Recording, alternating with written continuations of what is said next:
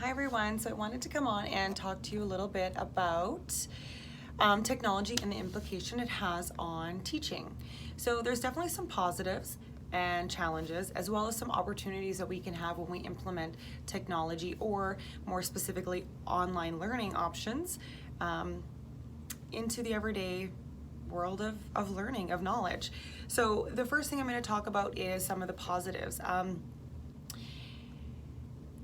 A lot of things that when we're creating online technology for students through online learning is that we are accessing more people. It does,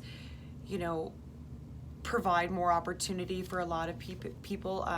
As instructors, we can reach more people. We can adapt lessons with different apps to offer more challenging work for students, as well as being able to monitor and see who's having those challenges and those struggles. And we have a lot of different ways that we can do this through social media, right? We learn through the news and different tutorials that we see. But as educators, it's really nice that we can offer these things to different people. Now, something we have to think about is really making sure that we're adapting to the type of learner that we're teaching to. So Simon, Burton, Lockhart, and Odell had done a study through distance education in rural First Nation communities. And they were able to offer this distance so people didn't have to leave their homes. So that's a really great thing as instructors, is that we can adapt our lessons to the needs of our students, or not even that, to the needs of our audience. Now, on the other half of that comes with finding out what these challenges are, putting in the time to be able to create multi-level lessons for our students, and then also really sometimes we don't know who our audience is. So we don't know if they know the technology. So we need to really make sure we're having checkpoints to ensure that our students do understand the technology that we're giving them, or the source or the platform that we're using.